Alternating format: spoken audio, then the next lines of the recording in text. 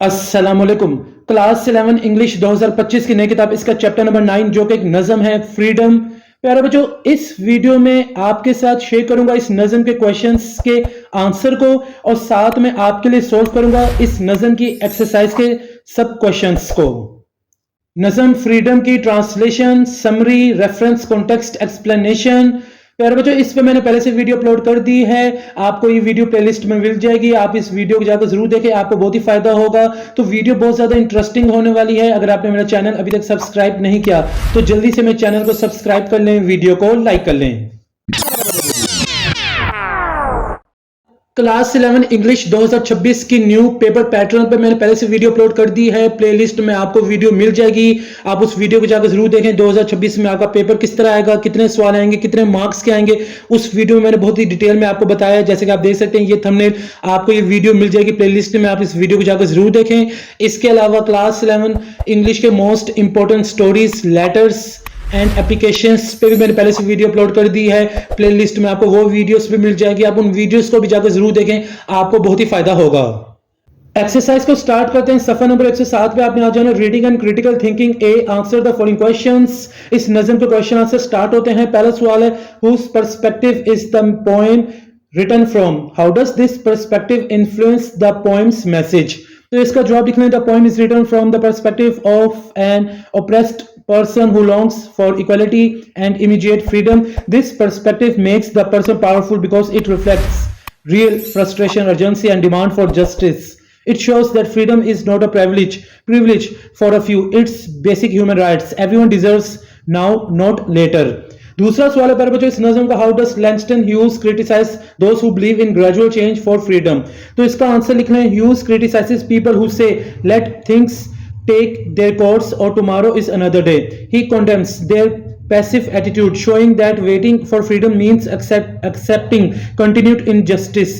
Through this, Hughes insists that change must be immediate, not delayed by slow promises. तीसरा सवाल है, why does the poet reject the idea of tomorrow's bread. इसका answer लिखें, the poet rejects tomorrow's bread because it symbolises delayed freedom and false promises. He says, I cannot live on tomorrow's bread, meaning that freedom promised for the future is useless. People need dignity and rights in their lifetime, not after death. Question number 4 है, do you agree with the poet's view that freedom should not be postponed? Why or why not? Support your answer with examples. तो इसका answer लिखें, yes, I agree with the poet freedom. Yes, I agree with the poet. Freedom should never be postponed because justice delayed is justice denied. For example, during the civil rights movement, waiting peacefully didn't bring change. Action and protest did, just like Hughes says, people need freedom today, this year, nor ever, through compromise and fear. Question number 5 है, if you were in the poet's position, how would you express your demand for freedom? Write a short paragraph.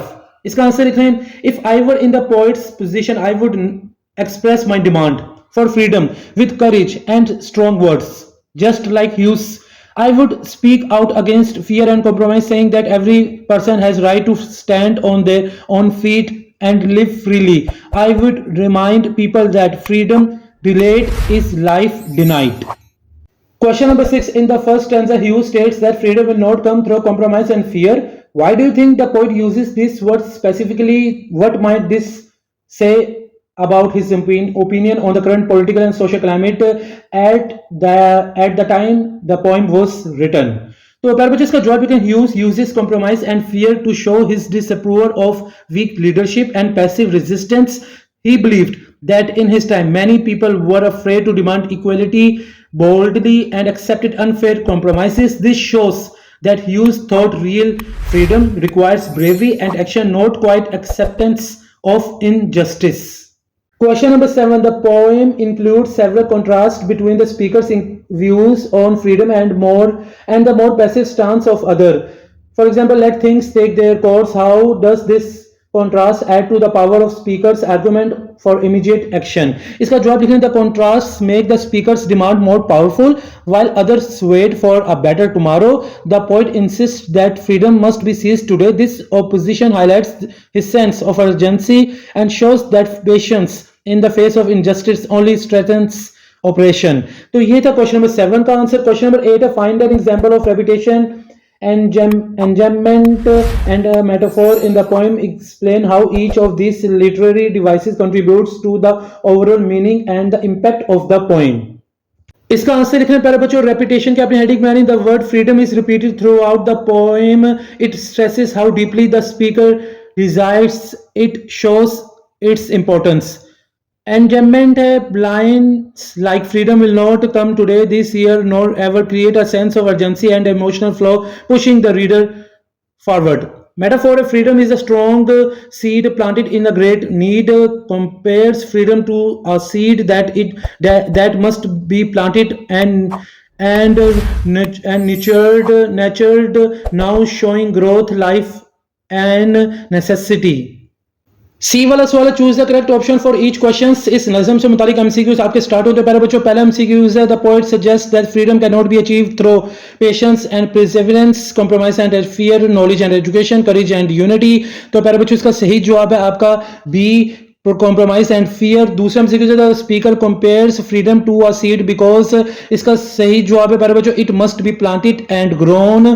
तीसरा MCQ why does the poet mention tomorrow's bread. तो प्यारे बच्चों इसका सही जवाब है to illustrate that freedom must be experience now not in the future. चौथा MCQ what is the effect in the first person perspective in the poem.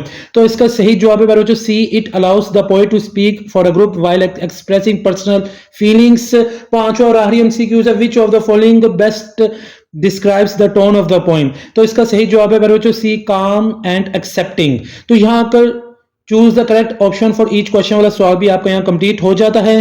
सफा number 109 पे आपने फिर आ जाना डी वाला सवाल complete the following statements using information from the poem.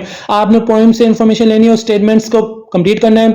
5 statements आपको दी गई हैं. पहली according to the poet freedom will not come through dash. दूसरा the poet is tired of hearing people say dash. तीसरा the metaphor freedom is strong suggests that freedom is dash. The poet cannot live on tomorrow's bread because dash. पांचवा the speaker wants freedom because dash.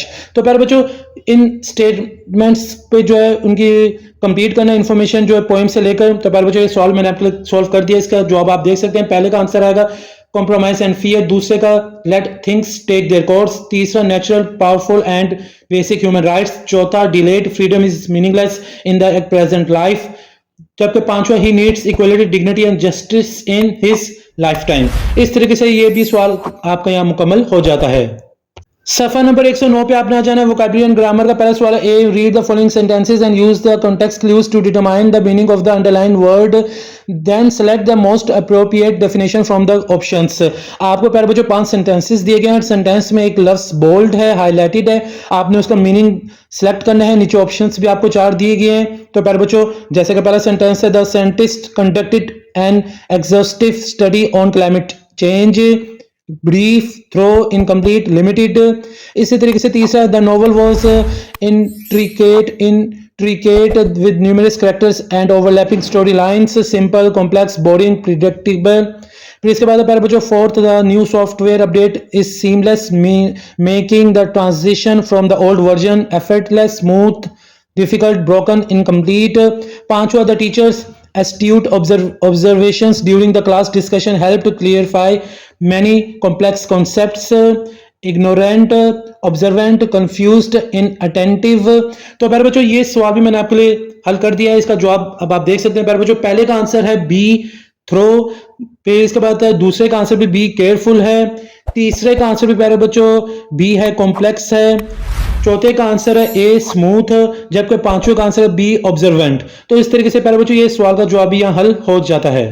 B वाला सवाल है read the following paragraph and correct any errors related to capitalisation, punctuation, spelling and hyphenation. ये paragraph आपको दिया गया प्यारे बच्चों, आपने इसे गौर से पढ़ना है और आपने इसके अंदर से मिस्टेक निकालनी है. अगर कोई कैपिटलाइजेशन, पंक्चुएशन, स्पेलिंग की, हाइफिनेशन की गलती है तो वो आपने निकालनी है, एरर्स फाइंड करने हैं. तो प्यारे बच्चों ये सवाल आपके बोर्ड के पेपर में भी आ सकता है, आपने इसको स्किप नहीं करना. ये सवाल मैंने आपके हल कर दिया है. जैसे कि आप देख सकते हैं प्यारे बच्चों ये करेक्ट पैराग्राफ है, इसके अंदर सब कोई मिस्टेक नहीं. मैंने जितनी मिस्टेक्स थी सब निकाल दी. आप देख सकते हैं कैपिटलाइजेशन भी है, पंक्चुएशन भी है, स्पेलिंग भी सही कर दिए, हाइफिनेशन का भी इस्तेमाल किया गया है. तो आप इसे नोट कर लें. इस तरीके से प्यारे बच्चों आपका ये बी वाला सवाल भी यहाँ कंप्लीट हो जाता है.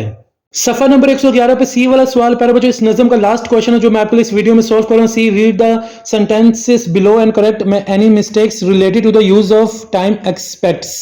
इस सवाल को सोल्व करने से पहले प्यारे बच्चों आपको सफा नंबर 110 और 111 पे टेंसेस से मुतालिक कुछ बताया गया है, समझाया गया है। आपको टेंसेस सही तरीके से पहले आनी चाहिए, फिर ही जाकर अभी सवाल कर सकेंगे। इस सवाल को आपने स्किप नहीं करना, बहुत इंपॉर्टेंट सवाल है, बोर्ड के पेपर में एमसीक्यू से मुतालिक ये सवाल आ सकता है, तो काफी इंटरेस्टिंग सवाल है। प्यारे बच्चों सवाल की तरफ चलते हैं। देख सकते हैं 5 सेंटेंसेस आपको दिए गए हैं, तो आपने इनमें से मिस्टेकें निकालनी है यूज ऑफ टाइम एक्सपेक्ट्स के हिसाब से। पहला सेंटेंस है by the time he arrives I have finished my work. दूसरा she will be work at the office tomorrow। तीसरा they have been finishing the project before the deadline। चौथा I was studying when you called me last night। पांचवा she will have been living in Pakistan for 2 years when she moves to Dubai। अब प्यारे बच्चों इनके अंदर से mistake निकालनी है, तो ये सवाल भी मैंने आपके लिए सॉल्व कर दिया है। तो प्यारे बच्चों जैसे कि आप देख सकते हैं ये करेक्ट सेंटेंसेस हैं आपके, तो आप इन्हें नोट कर लें।